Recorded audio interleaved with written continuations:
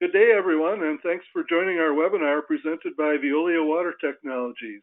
Today we'll present a case study on the ins and outs of implementing deammonification at a major regional wastewater reclamation facility in California, from pilot to full scale. My name is Ted Ralsey. I'm the editor of Treatment Plant Operator magazine, and I'm the moderator for this session. This webinar describes the City of Fresno's reasons for implementing sidestream treatment at the 90 MGD Fresno-Clovis Regional Wastewater Reclamation Facility. We'll explain how Veolia's ANITA Mox deammonification technology fits into the city's nitrogen management plan. You'll hear from experts who were directly involved in the pilot project. You'll gain insight to the background of the plant, what the pilot performance showed, and how the pilot results are being leveraged in the design of the full-scale facilities. You'll gain invaluable information for your utility if you're interested in a side stream process as a first step toward nitrogen removal, or if you already remove nitrogen and need a more stable process or face stringent nitrogen limits.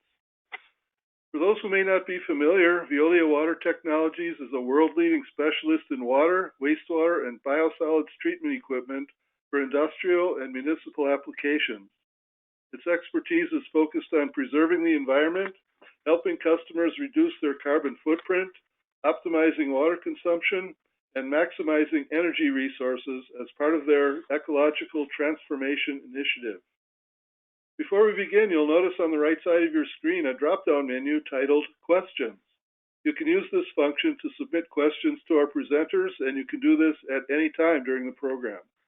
We'll leave time at the end for our presenters to answer your questions, and with that, let's begin. We have three presenters today. Rodrigo Laura is a regional manager for Veolia Water Technologies with more than 14 years of experience. He supports the western region of the United States and covers biological products including ANITA Mox, Anox Calvnis, IFOS MBBR, BioStir Biological Active Filter, and Oxidation Ditch Technologies. Andre Garagosian is an Associate Vice President out of the Walnut Creek office of Carollo Engineers and has more than 24 years of experience as a consulting engineer. He supports Carollo's practice as Northern California wastewater process lead and is an expert in the evaluation, planning, and design of nutrient removal facilities. That includes activated sludge, biological nutrient removal, intensification, and side stream technologies. John Witter is a lead engineer out of Carollo's Fresno office. He has more than 7 years of experience assisting Central California wastewater utilities in capacity and performance assessment, biological process modeling, treatment process alternatives, and piloting and design of nutrient removal and solids handling processes. With that, I'll turn the program over to our presenters.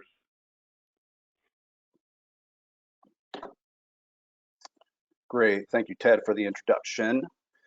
Today, I will be going over an overview for the ANITA Mox system and given an update on some of the progress we've made for side stream and mainstream treatment. To start the presentation, I would like to show a typical wastewater treatment plant, starting with the above section, showing the mainstream part of the facility from headworks to discharge.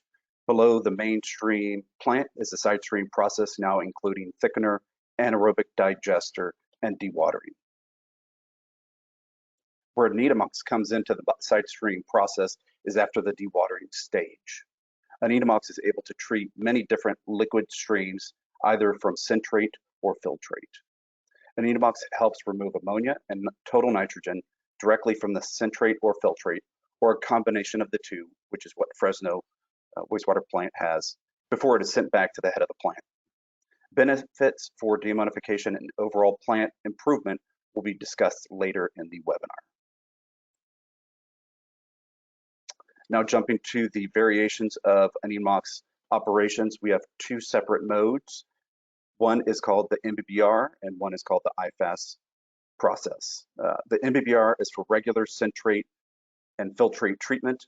The MBBR application is the most simple process of the two because it is a single stage pass treatment system.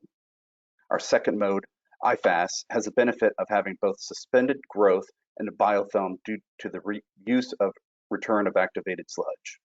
The IFAS option would be mainly used for THP or food waste co-digestion. The ANITA Mox media and in-basin equipment is a shared technology Veolia has been using for decades in the mainstream process, but now its main purpose is for retention of the Animox bacteria.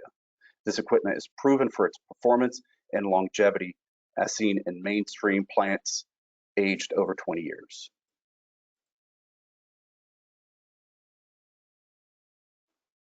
Moving on to the operability of ANITA Mox process, here are some of the benefits for using our attached growth media. It is operator friendly. Animox bacteria is actually retained on the media, so therefore it can retain the biology without having issues with it sloughing off due to high TSS events, over polymer use, DO, pH, nitrate residuals. So it's very tolerant to high levels of treatment and taking abuse throughout its life. Other aspects that are phenomenal for the application of ANITA Mox is reusing of existing tanks, so new construction is not required. And then, as always with media, you are able to increase capacity by adding more media as the plant flows and treatment requirements get bigger as the system ages.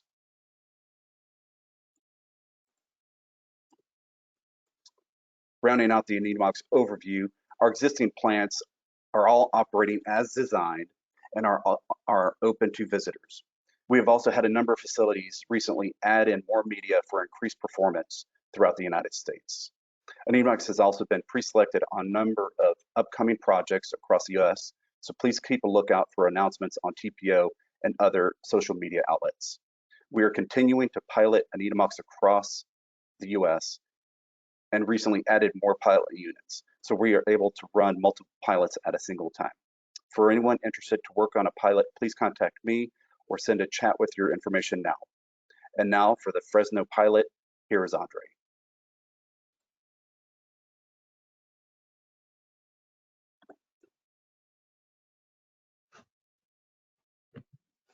Thank you, Rodrigo.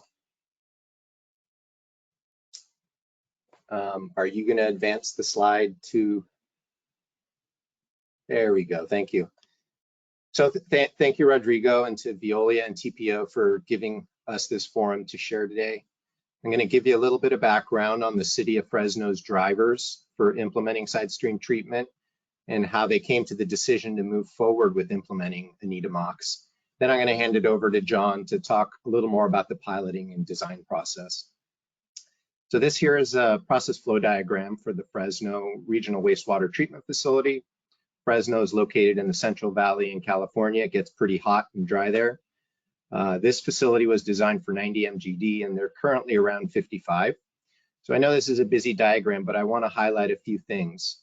If you focus your attention on the red boxes, you'll see that they have 4 different secondary processes. A train is a complete mix activated sludge process. B train is a plug flow reactor with anoxic zones. C train is step feed, and they also have an MBR train for recycled water as well. So each system has separate sludges and achieves variable levels of nitrogen removal, and the blended effluent is discharged to a soil aquifer treatment system, percolation beds, and averages about an effluent TIN of about 15 milligrams per liter. So the city is going to be required to maintain a groundwater objective of 10 milligrams per liter for nitrate. So an additional 15 to 20% nitrogen removal is needed. Before we move on from the slide, I also want to point out they have 2 types of dewatering systems. Rodrigo mentioned that as well. They've got bell presses and centrifuges, and we'll come back to why that's important later. On the next slide, you can see we evaluated the universe of technologies.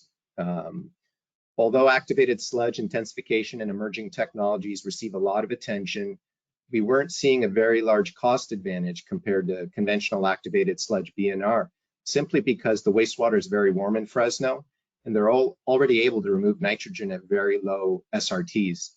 3.5 to 4 days is a very typical SRT for their wastewater plant. So intensification would have probably made more sense at Fresno if they had to run at higher SRTs. We looked at post-secondary nitrogen removal. but those systems require supplemental carbon and the operating costs were going to be significant. So if you advance the slide, Rodrigo, highlighted the technologies or the types of technologies where we took a deeper dive, which we're looking at conventional activated sludge BNR, modifying their existing BNR system, or side stream treatment. And when you look at the cost per pound of nitrogen being removed, side stream treatment is clearly much more cost effective. And this is largely due to the fact that side streams are very concentrated in nutrients, and the flow and reactor volumes are very small compared to having to remove the nutrients from a more dilute wastewater in the main liquid stream. Also, because the city only needs another 15 to 20% nitrogen removal, which is very achievable with side stream treatment, it was an easy decision for the city to select side stream treatment as their main path forward. On the next slide, you can see the types of side stream treatments out there for nitrogen removal. As you move from left to right, you can see that the technologies are split up into biological and physical chemical systems, and even more subcategories for the individual technologies as you keep moving right. If you advance the slide, Rodrigo, so we consider the technologies for Fresno that are outlined in red, and as Rodrigo highlighted during his opening, one of the main advantages of deammonification is that it doesn't require carbon and uses less air than conventional night-D-night. We also looked at conventional nitrification, denitrification for comparison. That's the CARB process. While it does use more carbon and air than the deammonification technologies, cities already familiar with the night-D-night process, and there are other benefits, so we did take a deeper dive on that. On the next slide, you can see a little bit more information about the different technologies we evaluated, with some basic information about the configuration and how the bacteria are cultivated. The three on the left are the ANITA Mox based technologies. As many of you probably know, ANITA Mox bacteria grow very slowly. So a key difference amongst the different technologies is how bacteria are retained so they don't wash out of the system. ANITA Mox retains the bacteria with the floating media surface for it to grow on. As Rodrigo mentioned, it's very robust,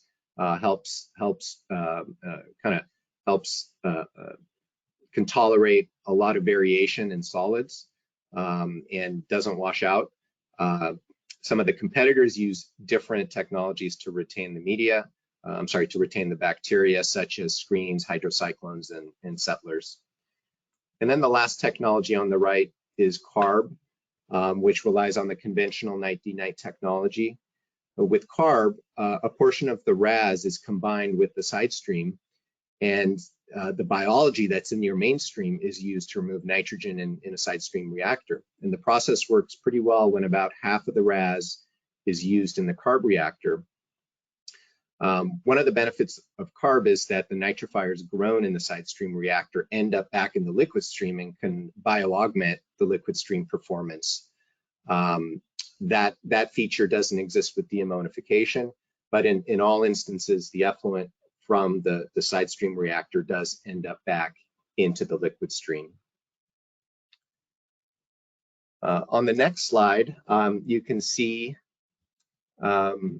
some data. So it's a few years ago, Corolla reached out to nearly a dozen facilities with full-scale side stream treatment systems to assess their performance, reliability, and operational complexity. This graphic illustrates the ammonia removal achieved by those facilities, with the center line being the median and the top and bottom of the boxes reflecting the 25th and 75th percentile performance. Now, I've not labeled the actual facilities or technologies here, as it's not really relevant to the point I want to make. What we saw is that the performance of the systems and technologies were actually quite comparable, but we saw significant variability from facility to facility. And for each facility, we saw significant variability in the performance and operation over time. And when digging into this further, we found that the variability in performance was largely driven by things like the variability for your influent conditions, taking facilities out of service for maintenance and the impact that would have on the performance. In some cases, there were mechanical issues or process upsets. Sometimes there wasn't enough chemical addition. We're learning more about that as more side stream systems go in.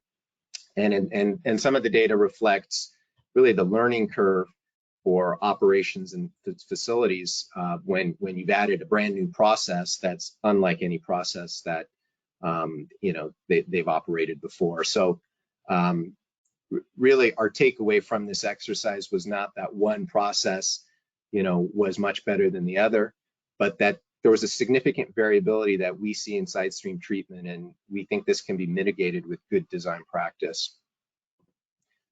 On the next slide, you'll see data from that same study. This is for total inorganic nitrogen removal. And like the previous slide, we feel that a lot of this variability can be mitigated with good design. So let's get back to Fresno. So siting was actually a key factor in the technology selection. This is an aerial view of the plant, and you can see the general locations for different process areas, as well as the 4 different secondary process trains, A train, B, C, and the MBR train. And the space to the right of dewatering is what has been allocated for new side stream facilities.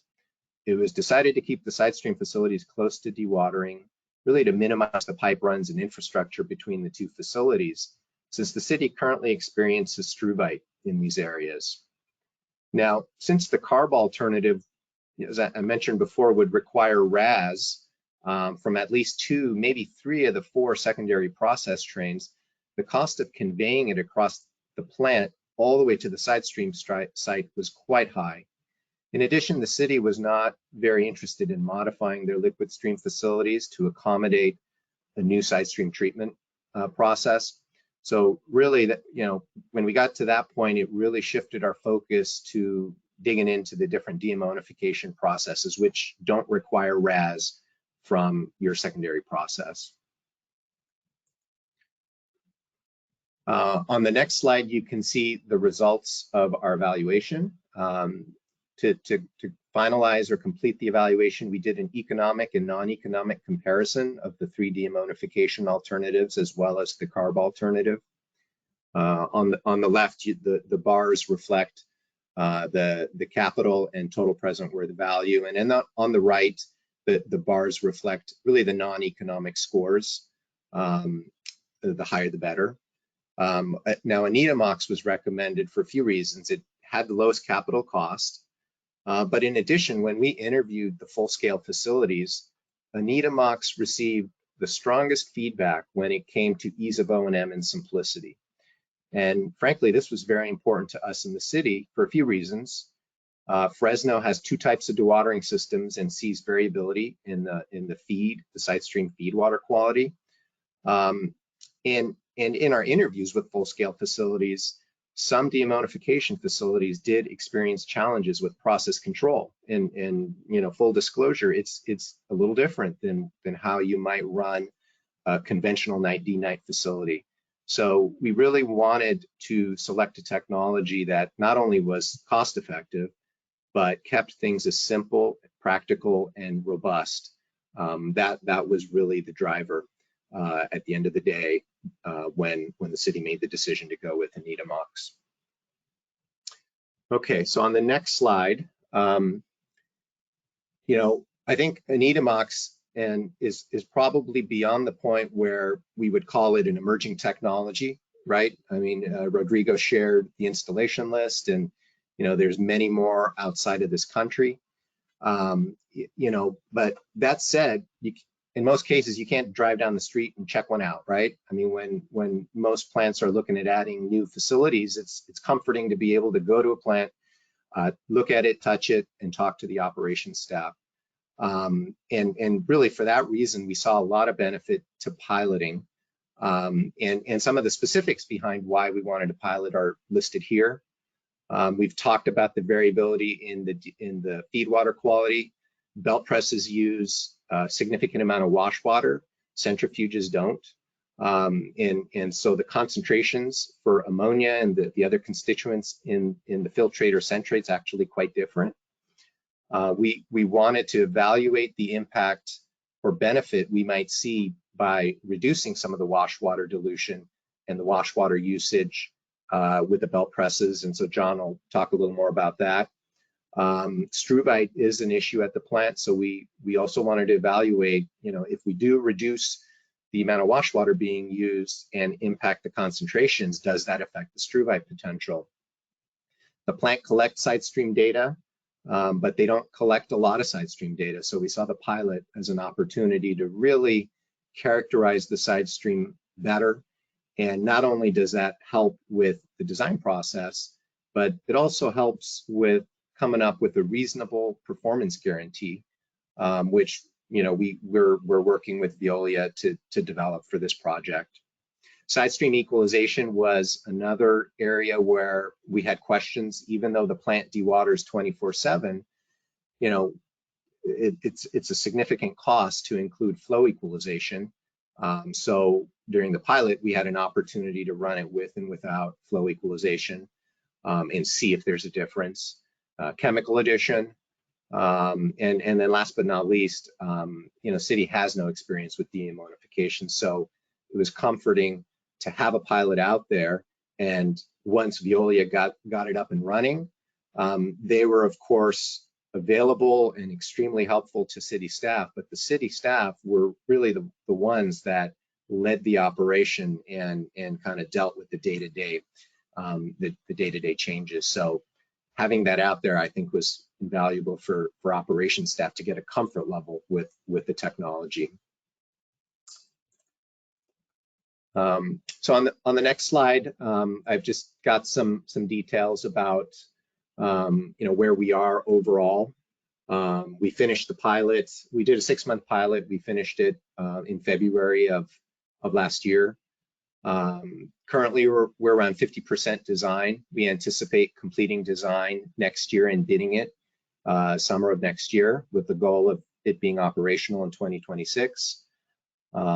Design capacity of 7,250 pounds. We're putting in enough concrete tankage and reactors so that we could also expand up to 9,500 pounds per day with the addition of more media fill. And our cost opinion right now is $38 million for the total construction cost. And the graphic here is just an image of the process flow diagram for the side stream system. Just kind of going from left to right, you can see we have belt presses and centrifuges. The water that comes out of those processes goes to hydraulic control structure, which offers an opportunity to sample as well as bypass any water that we don't want to send to the side stream treatment system. From there, we've decided to include 2 EQ basins to dampen the load, as well as the flow going to the side stream reactors. And then from there, we would pump to the side stream reactors, the ANITA Mox reactors, and then effluent would flow by gravity back to the front of the plant through the plant drain system. And so that's kind of concludes my overview of how we got there and where we're at. And I'm going to hand it over to John to walk us through the piloting and where we're at in the design process. Thanks, Andre. So starting with some photos here before I get into the process data. So in the top left, this is the tank that they diverted their centrate from, their centrifuges that pumped into the pilot skid. The pilot skid there is shown on site in front of the city's dewatering building and conveyor up to their cake silo. And then a couple photos of the media in relation to their media retention screen in the reactor on the right. And then you can see the media to scale in the other photos. On the next slide, we've got, so here's the media in the tank. So arrived on site with 35% media fill as we specified, and it came with fully seeded media that was taken from a full-scale facility near where the pilot is stored. And then this is the photo inside of the pilot skid. So in the background, you can see the taller metal tank. That's the reactor, 1,000-gallon reactor. And then in the foreground, the plastic tank is a 500-gallon equalization equalization tank. So on the next slide, I'll start getting into the data here. So we're showing the feed flow rate and the surface loading rate. So if you advance one more, the surface loading rate is the load that is sent to the system that also takes into consideration the surface area or the amount of biomass that's in the system. And it's one of the key design criteria that we use to size the system. So we wanted to see how the performance of the system was at various surface loading rates. And then if you advance again, we call out the different phases that we tested throughout the pilot. And so we started with the biological acclimation. So it took about 3 to 4 weeks for the system to start up. And part of the reason it took that long is there was a coordination issue with getting the crane on site to offload the pilot. So the pilot and the media actually sat dormant for a week on site or off site before the system was fed. And so, like was mentioned previously, the bacteria is very slow growing, but it's also very slow dying. So it's able to withstand those long dormant periods. And so we had that acclimation phase that lasted for about 3 to 4 weeks. And then we went into our steady state testing phase where we ran centrate in kind of that middle of the road value of the surface loading rate between 2.5 and 3 grams per meter squared per day. And then once we got data during that steady state phase, we increased the surface loading rate to a much higher degree. We pushed the system harder, 3.5 to 4.5 grams per meter squared per day. And then we switched from the centrate to filtrate. So like was mentioned before, with the 2 different dewatering technologies and the 2 different water qualities coming off of those units, we wanted to compare what the performance would be for those different water qualities. So after we tested the centrate, we went to filtrate again at the steady state, consistent surface loading rate. And then the filtrate variability, we modified the flow rate on a daily basis to increase and decrease to stress the system to see how the system would react, simulating if the system were to run without equalization. So if we saw that daily variability, how the system performed. And then the last phase, the low filtrate, one of the things that the city's been doing that was mentioned previously is the wash water addition in the filtrate. So they've done some modifications to the wash water spray bars and added ball valves to try to reduce the wash water consumption. And on the low filtrate test, that wash water addition was fully open, so it was a very dilute feed. And we wanted to see if the system was underloaded, how would the how would the process react performance-wise. On the next slide, we've got some of the data from the results of the system. So here we're showing the concentration in the influent and the effluent. So the influent ammonia concentration in the centrate is pretty consistently between 600 and 800 milligrams per liter ammonia, and the filtrate with some wash water reduction is between 400 and 600 milligrams per liter. So you can see how much of a difference that wash water attributes to the ammonia concentration between the centrate and the filtrate. And then again, taking that a step further, when the wash water is flowing full, the filtrate concentration is even lower, between 300 and 500 milligrams per liter. On the effluent side, the effluent ammonia was pretty consistently below 200 milligrams per liter, unless we were pushing the system harder. And the effluent nitrate concentration was less than 100 milligrams per liter. So you can expect to get about 10 to 15% of effluent nitrate per amount of ammonia removed from the system. So across all phases, we saw pretty solid ammonia removal, regardless of the feed conditions. And then on the next slide, dig into the data a little bit more. So it's maybe a little overwhelming, but I'll try to speak to it to a higher level. So in orange on the in orange on the right axis, we have the surface loading rate. So again, that's how much we're loading the system, how much we're pushing it. And then in blue on the left axis is our ammonia removal percentage. So how well is the system performing? And then click once more. And so in general, the system performed well when we had an average surface loading rate in the typical kind of design criteria value, 2.5 to 3 grams per meter squared per day, that's when we saw the best performance, regardless of centrate or filtrate. So that's the first and third columns there. That's when we saw the highest removal rate, 75 to 80% ammonia removal.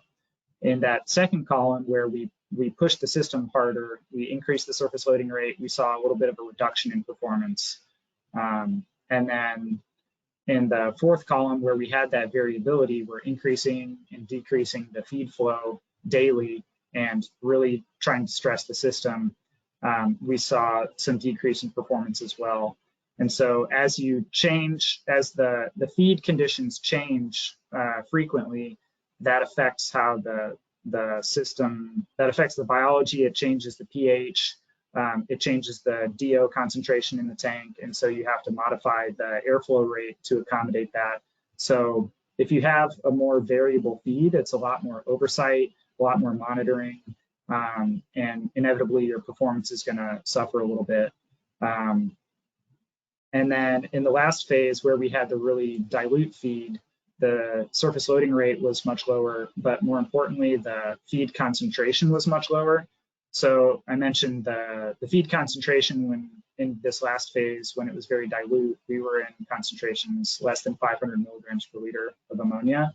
And if the feed is too dilute, you can have issues with not having enough ammonia in your reactor.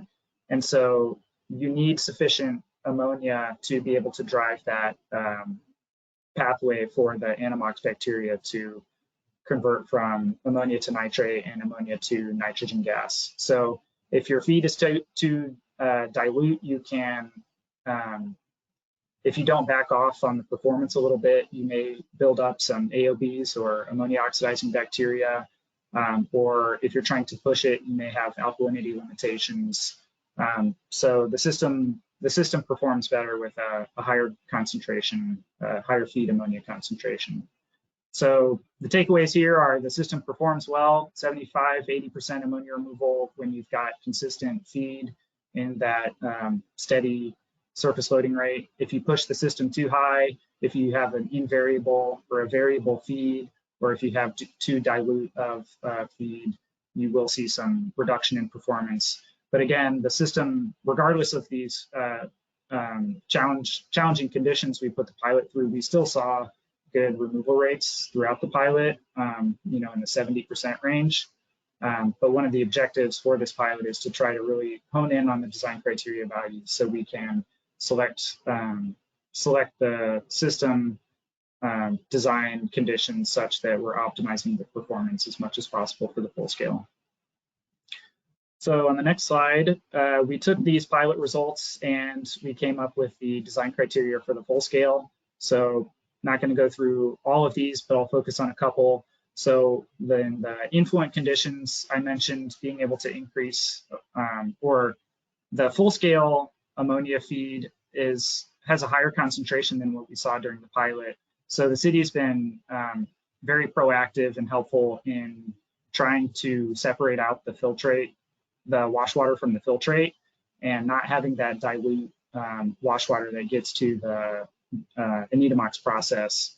And so I've got some slides to show how we're separating that out, but that allows us to have a higher design criteria value on the influent conditions, which allows us to maintain a high target removal percentage. So we did include some equalization in the full scale design to stabilize the feed conditions, which should help with the performance and also the operability of the system. Like Andre mentioned, we have 2 tanks for a total reactor volume of about 1 million gallons. And then the other thing is the media fill. Rodrigo touched on this. There's some anticipated growth in Fresno that we wanted to account for in this design. And so we selected a media fill such that they can add more media in the future. So you can, the maximum media fill is about 55%. And so by designing around 43%, like we're showing here, they can increase the capacity of their treatment process in the future by only having to add the plastic media carriers and not having to construct additional tank volume. And then we're targeting about a 80% ammonia removal percent and 70% TIM removal. So on the next slide, I get into some of the details of how we are separating out the filtrate from the wash water. So if you're not super familiar with belt filter press operation, this may be a little bit overwhelming, but I'll step through it here. So the digested sludge comes into the top in the gravity zone, and that filtrate percolates through the belt and it collects into a drain pan on the upper side. So that upper drain pan has these two pipes that I'm calling out, and that collects the filtrate and carries it down. And so we will reroute those upper drain pan pipes into the lower drain pan. And then as the digested sludge comes around, it goes from the gravity zone down into the wedge zone through these series of rollers in the pressure zone. And that squeezes more of the filtrate out of the digested sludge. And so that filtrate that's squeezed out of the pressure zone then collects in that lower drain pan. And we've got that 8-inch PVC outlet that collects the filtrate from the lower drain pan. And so we'll intercept that and route that to our process area. And that allows us to only collect the filtrate without having to pick up any of the spray water or the wash water that is added to the belt filter press. And then on the next slide, I've got pretty much the same thing in a little bit more of a schematic view, if this is helpful. So the upper drain pan, we're diverting those drain pipes to the lower drain pan, intercepting the lower drain pan outlet and sending that to the process. And then one more click, and the spray bars that are shown here that keep the belt clean as it rolls around on the rollers, those spray bars and the wash water from those spray bars are outside of the area that drain pan and filtrate is collected. And so that wash water will fall down into their existing sump that goes to their plant drain system. And so we're able to fully separate out the wash water from the filtrate and keep that feed concentration to the ANITA Mox process, the feed ammonia concentration much higher. Next slide. So once we come out of the dewatering units, so they have 5 belt filter presses and 3 centrifuges. So we will have a pipe coming out from each of those units. And then there's an existing trench that we're able to put this new side stream pipe in. So collecting from each of the units and then coming into here. One of the concerns was having to modify an existing dewatering building, but they have this covered trench that actually works really well for the size and location of the side stream pipe, with a little bit of utility reroute and some slab modifications downstream. So we're able to fit in the new side stream pipe in here. And then on the next slide, we have a layout of our facility for the new facilities. So that existing dewatering building with the trench that I showed on the previous slide, that's there at the bottom of the page. And then that pipe will come out into the yard to the hydraulic control structure, where we can either feed the EQ basins or divert to the plant drain if we need to, and then pumping from the EQ basins into the deammonification or the ANITA Mox reactors. Those are continuously fed, complete mix reactors. And then that treated effluent will go through a screen on the discharge side, collect into an effluent channel, and then go back into the plant drain system.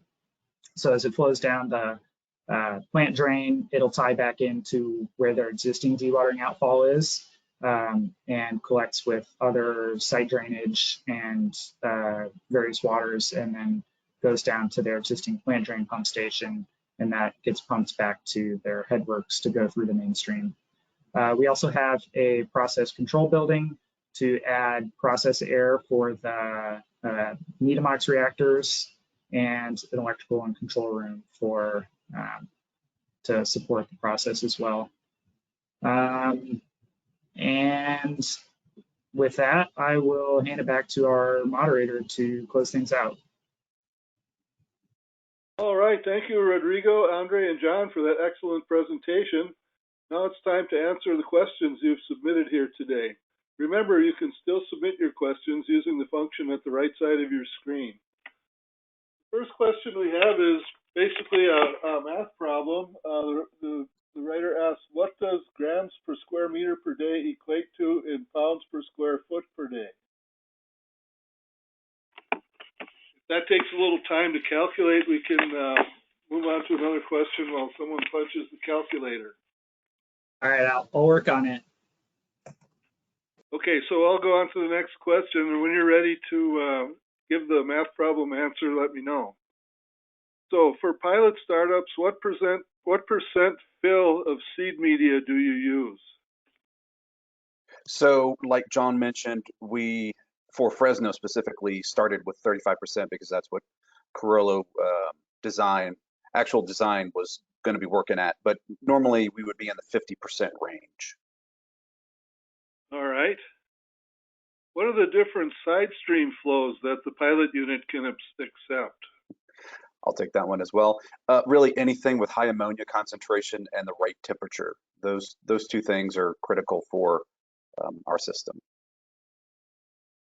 All right. Yeah, and I'll just add to that. For the Fresno pilot, we ran, I think when we had very high concentrations, our flows were like 0.6 gallons per minute. And then when our concentrations were a little bit lower, we were around 1.5 gallons per minute. All right. Next question. Is there any concern with the facility being underloaded when in operation? I'm aware of a facility in my state that is having issues with their ANITA Mox process due to underloading. Okay, I'll jump in. Certainly we would be interested to get the process team to find out more about your project, but certainly it's something that we can look into. All right. Next question to John. A great presentation. Does a lower NH3N concentration correspond to lower NH3N load? If not, it suggests that the carrier may not be able to accommodate the same quantity of AOB, resulting in a diminished performance. Can we draw such a conclusion? In other words, carrier is more sensitive to concentration than to load.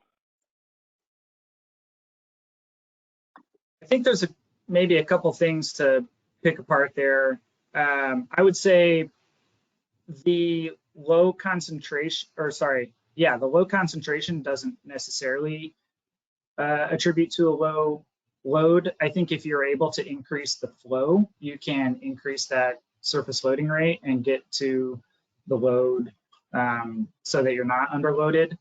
But I think if you're sending the full flow to the system and you have a low concentration, then like I mentioned, there could be some limitations if you have too low of that concentration where you're not able to get the optimized performance.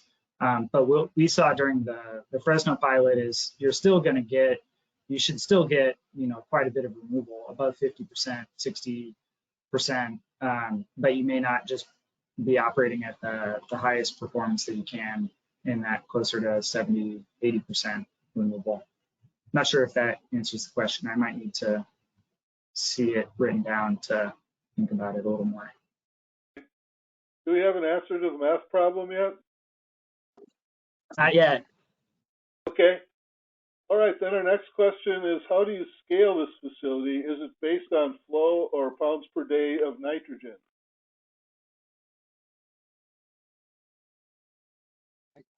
I could take that. I mean, it's largely pounds per day of nitrogen. John talked about the media loading, and then with the media loading, there's a range of fill that you can accommodate. 35 to 50% is pretty typical. So that really helps establish the reactor sizing. But my understanding, Rodrigo, the main driver here is getting the right amount of media surface area in to handle the ammonia load that's coming in with the process. Correct. Looking at the concentrations is a major factor. All right, next question. Did you encounter any issues with NOBs?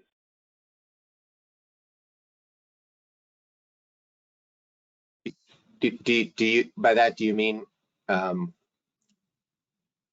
too much NOB activity? So one thing that could happen is that if you go too far with the nitrification, you go from ammonia to nitrite and then nitrite to nitrate, you're really slowing down the deammonification process. It's not as efficient. So I'm going to assume that that was the question. And I recall there were times during the pilot where we saw that happening. And there were different corrective actions that we took. I think turning down the air or shutting off the air was one of them. John, do you remember specifically some of the times when we did get too much NOB activity and the nitrate concentration started to go up? Yeah, we never got to a point where it was, to a point where we lost the system or needed to do major corrective actions. It was really just kind of tweaks to make sure that you're within the right balance between your AOBs, NOBs, and ANITA bacteria. But those are certain things, that is something that we were monitoring for. If you're over aerating the system, like if you're underloaded or over aerating the system, you could be building up more NOBs. And I think, yeah, so it's something we were monitoring for and kind of adjusting to make sure we were maintaining healthy conditions for those ANITA bacteria. And there's always going to be, like I mentioned, there's always going to be a certain portion of those NOBs because you're going to get some nitrate in your effluent just through the stoichiometry of how the ANITA bacteria works. But we pushed the system pretty hard in different ways, and we never got to a point where it was a major issue. Yeah, and thankfully one of my process leads is on the line, so they heard the question. And Corollo and Fresno did certainly push our pilot, not to the breaking point, but pushed it certainly to the failing point. But looking at the nitrate concentrations, there was no major issues with the NOBs for this one situation. Okay, our next question is, how was the configuration of the media developed? Well, the configuration of the media dates back decades. We've been in attached growth media with biofilm carriers for 30, closing on 40 years. And our latest iteration came out around 10 to 15 years ago, and we morphed using that mainstream media into the sidestream treatment. So it's just the evolution of the system and the going through the trial and tribulations of actual real life performance. All right, next question. How often does the media need to be changed out? So thankfully, most of our, looking at the ANITA Mox facilities, I think the oldest one we have is getting close to 10 years. But we have IFAS and MBBR in mainstream that are over 20 years in age with the original media and the original diffusers, media retention screen. So the life of the system is at the standard 20-year life cycle. All right. Does this process require any chemicals? You do not need additional chemicals. John, Andre, did you guys find anything on your own?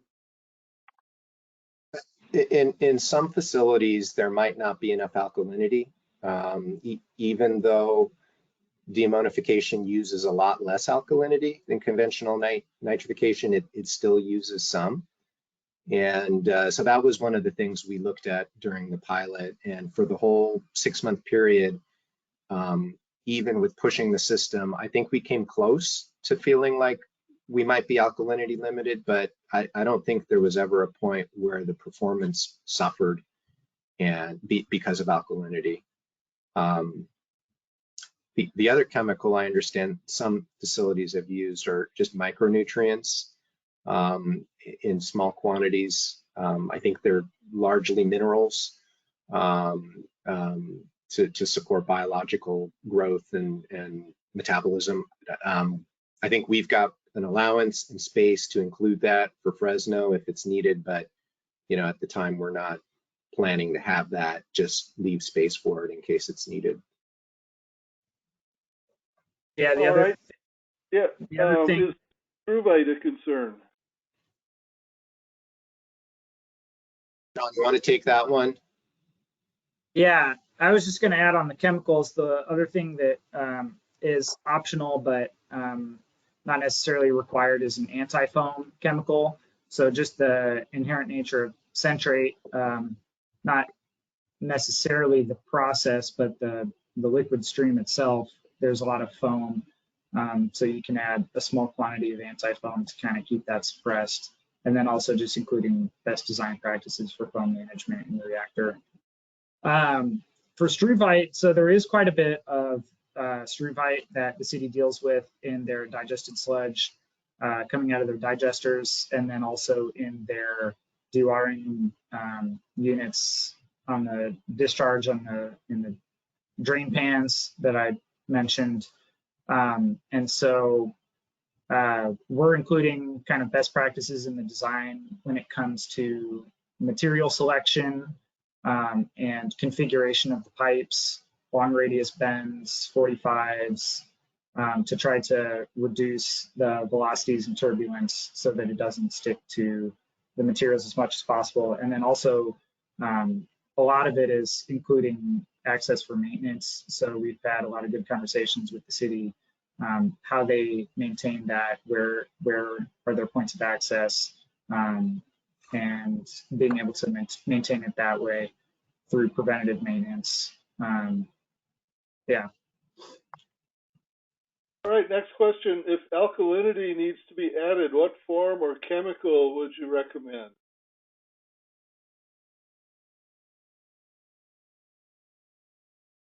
You guys want to take that? Yeah, I think we're leaving space for caustic addition if we need alkalinity. Rodrigo, maybe you can comment what you've used at other facilities for alkalinity addition.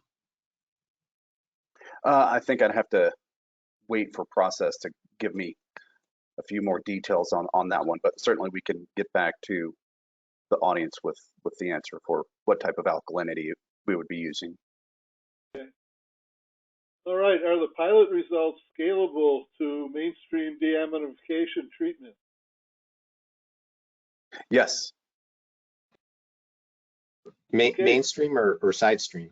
I think. Questioner said mainstream. Yes, we have been looking at using deammonification and ANITA Mox in mainstream treatment. So we would look to pilot that at facilities. Okay. So as for our math problem, one of our participants reports that 1 gram per square meter equals 0.2048 pounds per 1,000 per square foot, or 1,000 per square foot. John and I were texting each other, so we didn't mess this up.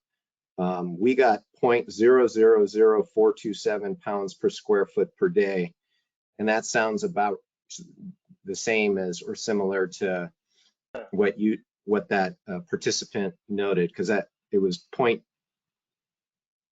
What was it? Point 0.2? It was 0.2048 pounds per 1,000 square feet, I think. I just couldn't tell if there was a comma or right. a period in the. Yeah. So I think that's what we came up with. Thank you to the anonymous participant. Okay.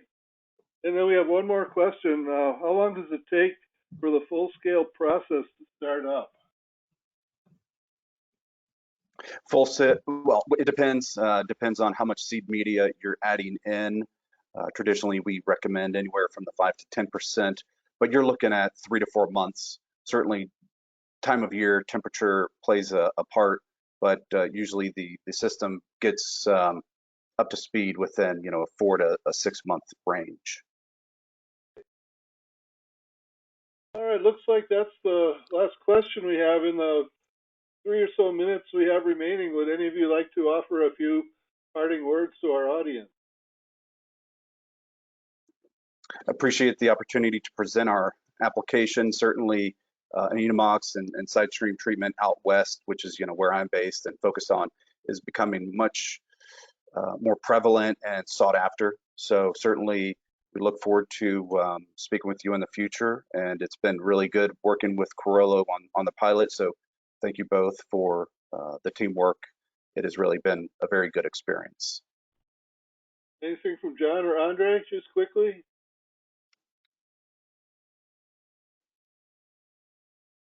I would just kind of echo Rodrigo's comment. I mean, we've enjoyed very much working with Veolia and appreciate the support we've gotten through the design process, and in particular the piloting process, which we feel was a great success. So appreciate the opportunity to be here and talk about the project with them and everyone else. All right, if there's nothing further, that concludes our program. We hope you've gained insights you can use as you consider nitrogen removal technologies for your water resource recovery facilities. If you have questions for our presenters and the team at Veolia Water Technologies, you'll find instructions in the follow-up email that you'll receive. Thank you for your participation and have a productive day.